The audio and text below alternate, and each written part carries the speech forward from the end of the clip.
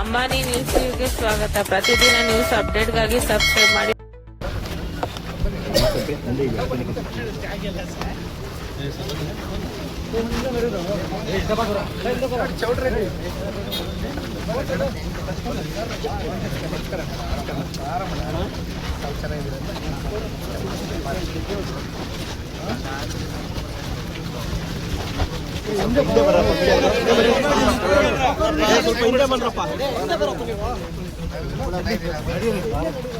ನಿಮಿಷ ಅಣ್ಣ ನಿಂತ್ಕೊಳ್ಳಿ.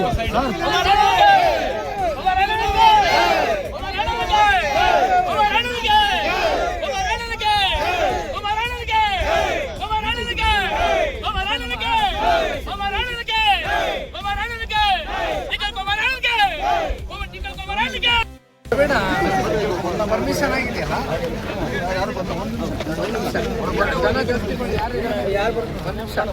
ಅಲ್ಲಿ ಪರ್ಮಿಷನ್ ಆಗಿರೋರಿಗೆ ಮಾತ್ರ ಅವಕಾಶ ಈಗ ಒಳಗಡೆ 8 ರಿಂದ 9 ಜನ ಇದ್ದಾರೆ. 8 ಜನ ಇದ್ದಾರೆ. ಈಗ ಸದ್ಯಕ್ಕೆ 8 ಜನ ಇದ್ದಾರೆ. 9 ಜನವೇ ಇದ್ದಾರೆ.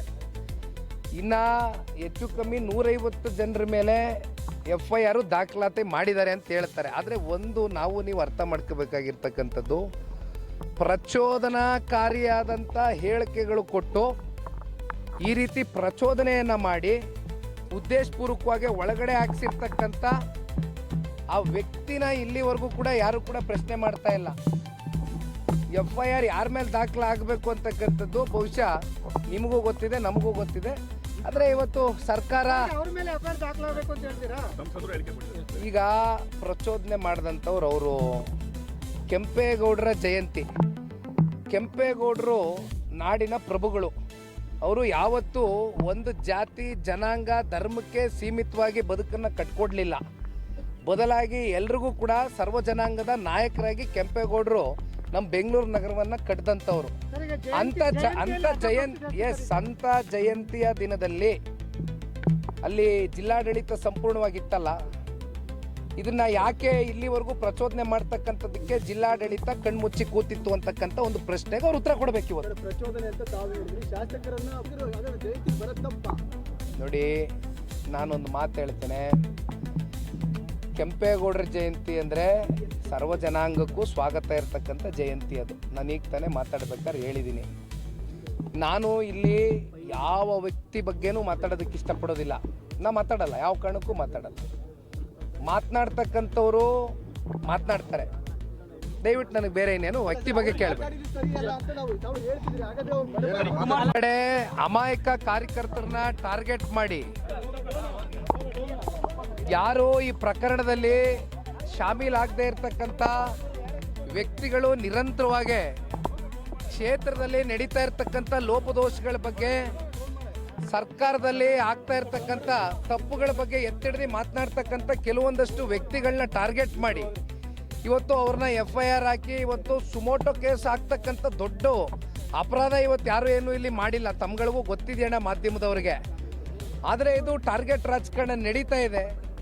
ಇದಕ್ಕೆ ಪುಷ್ಟಿ ಕೊಡ್ತಕ್ಕಂಥದ್ದಕ್ಕೆ ಪೊಲೀಸ್ನ ಅಧಿಕಾರಿಗಳು ಕೂಡ, ನಾನು ಆಗ್ತಾನೆ ಹೇಳಿದ್ದೀನಿ, ದೇಶದ ಕಾನೂನು ಸಂವಿಧಾನಕ್ಕೆ ಬದ್ಧರಾಗಿ ಇವತ್ತು ಪೊಲೀಸ್ನ ಅಧಿಕಾರಿಗಳು ವರ್ತನೆ ಮಾಡಬೇಕಾಗಿದೆ. ಆದರೆ ವಿಪರ್ಯಾಸ, ಸರ್ಕಾರದ ಕೆಲವೊಂದಷ್ಟು ಜನಪ್ರತಿನಿಧಿಗಳ ಒತ್ತಡಕ್ಕೆ ಮಣಿದು ಇವತ್ತು ಇಂಥ FIRಗಳು ನಡೀತಾ ಇದೆ. ಅಂದರೆ ಒಂದು, ಇವ್ರು ಯಾರಿಗೂ ಕೂಡ ಇಲ್ಲಿ ಜೈಲಿನ ವಾತಾವರಣ ನೋಡ್ತಕ್ಕಂಥದ್ದಕ್ಕೆ ಯಾರು ಅಂಥ ಸಂಸ್ಕೃತಿಯಿಂದ ಬಂದಿರತಕ್ಕಂಥವ್ರಲ್ಲ, ಅಂಥ ಹಿನ್ನೆಲೆ ಬ್ಯಾಕ್ಗ್ರೌಂಡಿಂದ ಬಂದಿರತಕ್ಕಂಥವ್ರು ಯಾರೂ ಇಲ್ಲ.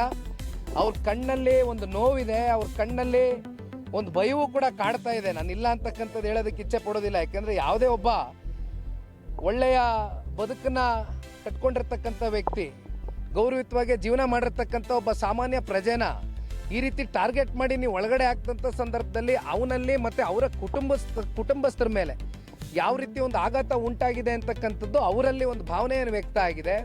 ಹಾಗಾಗಿ ಇವತ್ತು ಅವ್ರಿಗೆ ಭೇಟಿ ಮಾಡಿ ನಮ್ಮ ಶಿಡ್ಲಘಟ್ಟ ರವಿ ಅಣ್ಣವರು, ಈ ಭಾಗದ ಶಾಸಕರು ಮತ್ತು ಮಾಜಿ ಶಾಸಕರಾಗಿರ್ತಕ್ಕಂಥ ಕೃಷ್ಣ ಡಿ ಸಾಹೇಬರು ಸೇರಿ ಅನೇಕ ಜನ ನಾವು ಮುಖಂಡರು ಬಂದು ಅವರಿಗೆ ಧೈರ್ಯವನ್ನು ತುಂಬಿದ್ದೇವೆ. ಅವ್ರ ಮನೆಗಳಿಗೆ ತೆರಳ್ತೇವೆ, ಅವರ ಕುಟುಂಬದ ಸದಸ್ಯರ ಜೊತೆನೂ ಕೂತು ಚರ್ಚೆ ಮಾಡ್ತೇವೆ.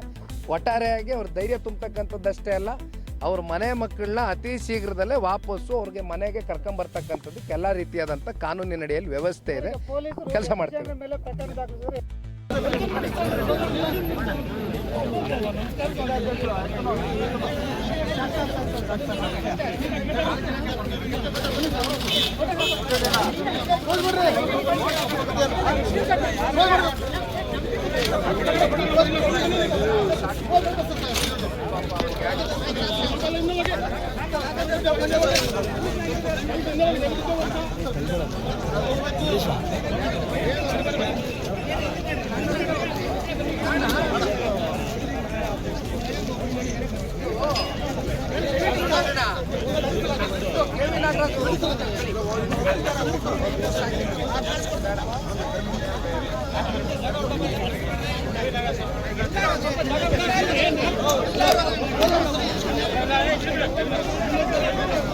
ಏನು ಕೊಡ್ತಾ ಇದೀಗೆ